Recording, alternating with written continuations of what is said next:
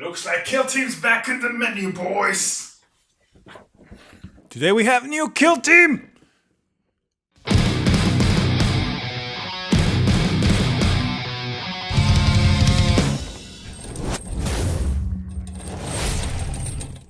It's time for new Kill Team. So do you need new Kill Team? I think so. Depends on what you like, but it's a new game.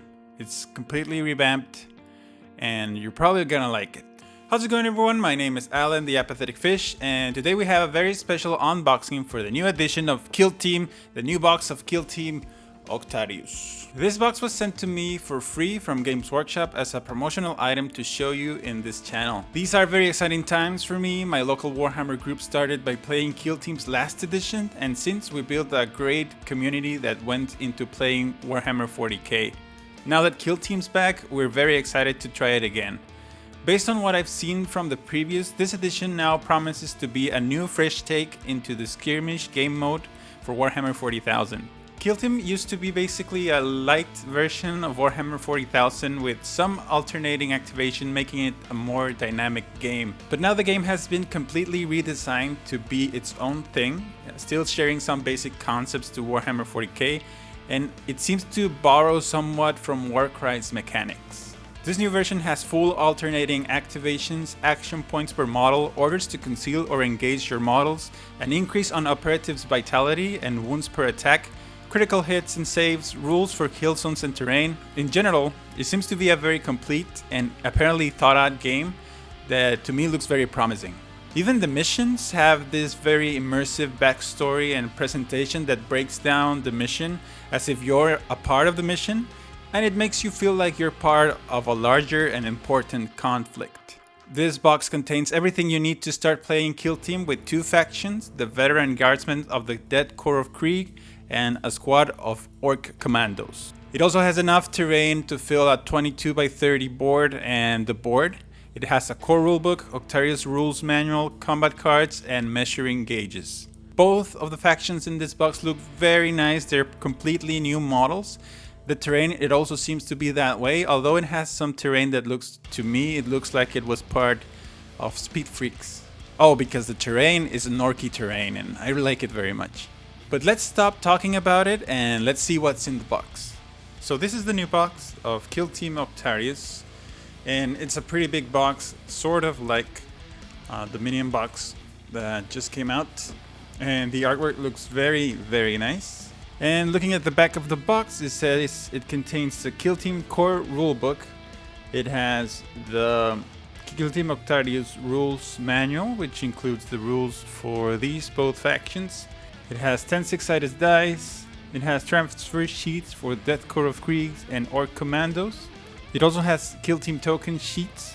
It has 2 decks of tactical ops cards. It has 3 combat gauges. It has barricades. It has a board, and it also has orc buildings. And it says that includes 23 Citadel miniatures, full veteran guardsman kill team, including 10 operatives. It has a full orc commando kill team, including 10 operatives, a bomb squig, and a commando grot. With all that said, let's open it up and see what's inside. This is not the first time I open it. I already opened it because I couldn't help it. So here we go. As expected, it has a ton of plastic, but if you break it down, I don't think it's that much. It's a lot of terrain, which is good, but in terms of miniatures, it's 2 sets of 10 miniatures. It's a little bit more for the orcs because they have a squig and a commando grot. You can see it here in the side of the box. And on the other side, you can see the Death Core of Krieg Kill Team. So we're gonna take out all of the stuff. We have a sprue here with the combat gauges and some, I think they look like barricades. We have the scrap piles and the barricades here. And we have 2 sprues of orky walls and floors. And 1 sprue of orky terrain. It looks like a refinery or something like that with 2 tanks of fuel and something like a crane or something like that. Then we have another 2 sprues with orky walls and floors for more orky buildings. So it's another 2. So far we have 5 sprues just for orky buildings. And the rest that we have here is just the operatives or the kill team members. We have 3 medium sprues for just the orc commandos. And I suspect this is going to be sold as a commando unit for Warhammer 40,000. And this is the sprue that you're going to get. And it looks like it has a ton of bits, but we'll look at it later. And we have 2 medium sprues and 1 small sprue for the Dead Coral Cree. And then we have the kill team, a separator. And then we have a packet of books. We have the core book, and we have the Octarius kill team book. And then we have the punch out objectives and tokens for playing the game. And we have the manual for putting everything together. They don't seem to be push fit, although they have very specific poses. I think you can swivel around some of those arms to make it look a little bit more like you want it. But recently Games Workshop has made all of their models monopose, and you can change them around with just some different bits. But for the most part, they're built to be put in a specific way.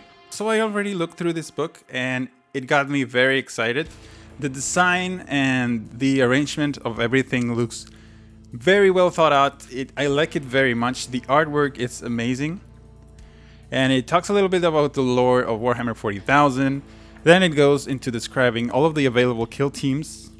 And it shows you a gallery of each of the factions. And then it goes into the core rules. In essence, it's Warhammer 40,000, right? You move, you charge, you advance, you shoot, you do a bunch of things a very similar way. The thing about the measuring gauges is that each move that you make, you have to pick one of these distances and move. If you move partially, it still counts as moving the full inch. In my mind, it kind of made sense to break it down like this, because you move in small sections. You could break your movement down into 2 squares or 3 circles, and each time you move it, you spend the full distance. And it's a different way of measuring. You cannot measure like just half an inch in one way and then half an inch in another. If you need to go in a curve path, you have to break it down into lines, and I think it makes it so much easier. Because in other games such as Warcry or Warhammer 40k, sometimes you have to go around corners, and it's kind of difficult to be fair and do an accurate measuring when you're trying to measure a curve. So this makes it a little bit easier, because you can measure in little bits so that you go into the path you want to go, and you can break it down into different lengths. It breaks down the data cards. It goes into the battle structure, which is similar to Warcry in the sense that it goes through an initiative phase, it goes to a strategy phase, and then it goes to a firefight phase. Basically, determine initiative, then use command points to do strategies, and then you go to the fight phase or firefight phase. You activate one model fully, and then your opponent activates one model fully, and you go back and forth until everything is activated. I'm not gonna go in detail into the rules of this game because I haven't read them all. I just read most of it. It has terrain and kill zone rules for each of the pieces of the terrain that comes in here, and how you climb, how you move, and it has example boards. And then it goes into the missions. The missions, I really like them because they kind of break down the mission in a very fun way. If you look at some of these missions, it breaks down the mission like a mission briefing that has some kind of a fluffy language, and then it explains to you some basic concepts of what the mission is going to be. It gives you the mission rules right here. They're very small and very easy to break down, and then it gives you a deployment map with all of the drop zones and the distances explained to you by shapes, which is easier to read out. But I think I'm very excited to try this out. Then it goes to an appendix which explains some concepts a little bit more in depth. And you go into the narrative data cards and marker tokens, and that's it. As you can see, the core book does not contain rules for any faction. It's just the core rules. This book is not going to change. You won't need to get a new core book to start playing. I like it because it's just the rule book, but that means that you're going to need other things, other books to start playing, which is the Kill Team Compendium that is going to include all of the different factions that already exist on Warhammer 40,000. Then we have the Kill Team Octarius book. This one is an important one for this box. What worries me is that the factions that come in this box come in this book. If you want to play Dead Core of Kree or Commando Orcs, they come in this book. I don't know yet if these come in the compendium, and if they don't, you will probably need to get this book if you want to play any of these two factions. These two are very specific and they have very cool war gear and rules. Basically, this book talks about the conflict in the Octarius sector, which is a sector that's seeing conflict between the orcs and the Tyranids, and that is in the border of collapse and so, all things like that in 40k. Then it breaks down each kill team and their factions, talks a little bit about their lore. It gives you a gallery of the miniatures, and then it goes into building a kill team, giving them names and origins, background. Then it does the same for the orcs. Then we have the rules, we have tactics, and we have the veteran guardsman kill team. Here it tells you which way you build your veteran guardsman kill team, how many of what you can you bring, and what are the requisites that you have to take to make a veteran guardsman kill team. Then it goes into their abilities, and then it goes into the data sheets. These are very similar to Warcry data sheets, a little bit more complete because they have a bunch of different options for war gear, which is different. And in Warcry you don't have options for war gear, it's mostly just close combat weapons. It gives you a different sheet for each different operative, and there's a bunch of them. It talks about the equipment, and then it does the same thing for the commando kill team. Their data sheets, which looks very nice. Then it has some rules for the Killzone Octarius, which is the terrain set that came in this box, and it has some different rules and explanations for how this works. And then it goes into the mission pack and all of the rules, all of the missions that you can play with this set. If you want to play kill team and you don't have anything, this has the two factions, which are pretty cool. If you want to share it with a friend, each one take one of the kill teams and together build the terrain and play. This is a very complete set to start playing. You don't need anything else other than glue and snippers to pull all the things and just put them together and start playing. But if you want to play any of the other factions you already have for Warhammer 40,000, you will need to purchase the compendium. So this book, in my opinion, has to be available outside of this set, because this set is going to sell out and it's not going to be available forever. I'm not sure about that, but I think they only made a certain number of them. So if you really want it, get it. Now, lastly, we're going to look at what's left in the box. The box has some bases. It also has some dice. Then it has two sets of cards. Oh, okay. These are the tactical operations. Then we have one board, and I think this is recycled artwork. I don't know if I'm correct, but this looked like recycled artwork from Speed Freaks. It looks very similar, although the Speed Freaks boards are not the correct size. This one's going to be the correct size, and in my opinion, I think this is just kind of the same concept. If it's different, maybe it's a different color and it doesn't quite have the same things and textures, but it's very similar, and I think it's kind of a recycled thing, kind of easy for them to put together because they already had something like this. And finally, we have some transfer sheets for orcs and the Dead Core of Kree, and that's it for the contents. The only things left for me now is to show you a closer look at the sprues, and that's going to be it. So a thing that I'm worried about is that some of the bits that are in these sprues are a little fragile, and I found a couple of them that were missing from the sprues, and they seem to be bent and some of them broken inside of the box. That's worrisome to me, because maybe there's going to be a couple options that I'm not going to be able to build because some bits are going to be destroyed. Games Workshop is usually very good at solving those problems. If you have any problems with your collection, I didn't pay for it, so probably they're not going to replace anything. And maybe I'm not going to use all of those bits, because these sprues are built so that you can make a group of just 10 dudes with their bayonets and their las guns, or you can make a kill team using all of the special weapons. I hope some of those bits are not really necessary. I'll see, and I'll update you in a different video. Some of the heads are right here. The arms don't look like they have to fit one specific way, at least the ones that have pistols and other stuff like that. You can just kind of swivel around like the old sets of miniatures. The arms that have guns, they have a different arm, and they have the last pistol right here. You kind of have to use one of these and that, and you can just position them a little higher or lower, and that's good because you have a little bit more options when you're building your miniatures, so they look a little bit different.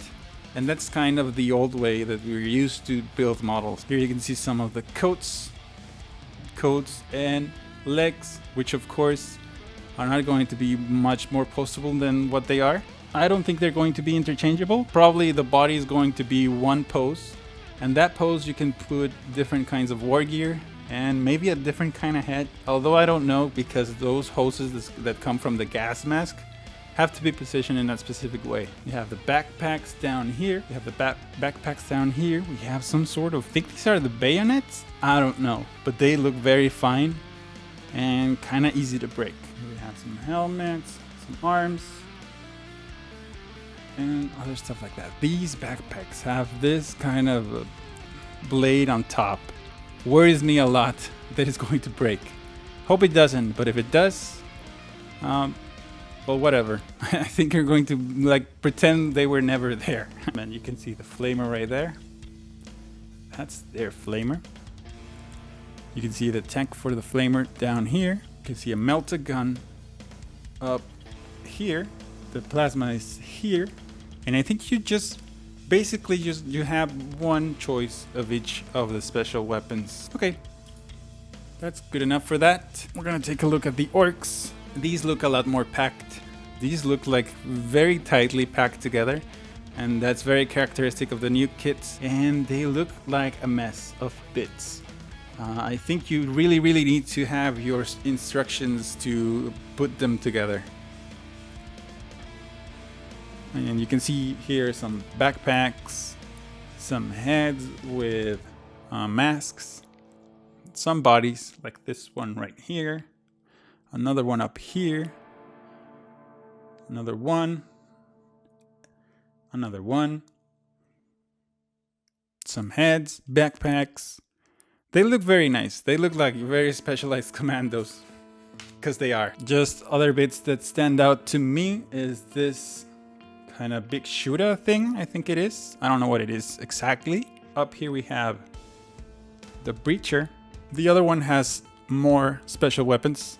It has a big chopper. Up here has a rocket launcher.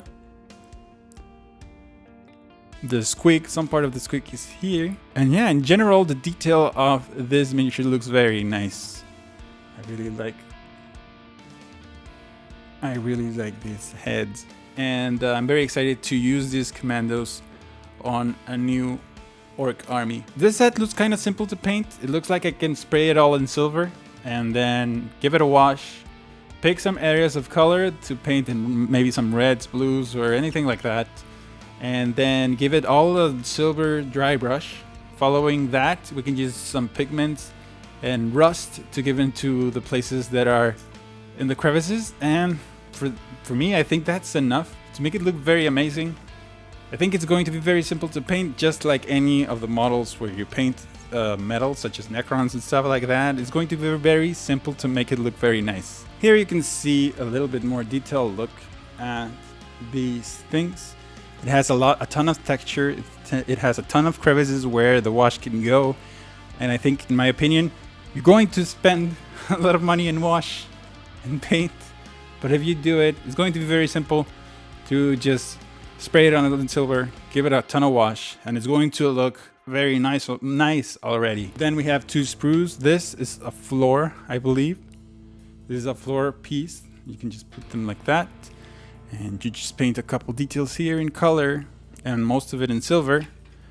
The same for all of the walls. These are the Orky walls that has most of the bottom area completely sealed off so that you cannot see through them. And in the top you're going to see the floor here, and you're going to have partial terrain for your models to stand and be in cover, but still be able to look and shoot down. And then we have another 2 identical ones with some, it looks like a kind of a Sector Mechanicum kind of set that has been taken by orcs, and they put their iconography in here. And that looks pretty darn awesome, if you ask me. There you go. This is how some of the walls look. The other side. And these are basically just floors. They are built out of scrap in an Orky fashion. We have the measuring gauges. We have 2 of them for each player. Then we have one that measures 6 inches up here. And these measure, I think, 1, 2, and 3. This is not a measurement, I believe. And then we have some barricades, I think. You have a small pile, a medium pile, and a big pile. And you also have a small barricade down here. And you have a medium and a large barricade down here. So if you want to paint all of the different details on these barricades, you can kind of go crazy. If you're trying to paint every panel in a different color, giving a ton of weathering, a ton of detail, you kind of can go crazy painting all of this. But in my opinion, just paint it all silver. Paint maybe the tires, some of the wiring, and all these dangly things. And that'll be some darn good looking terrain. And that is all for me now. Is it worth it? It is if you want to play orcs or Deathcore or Kree.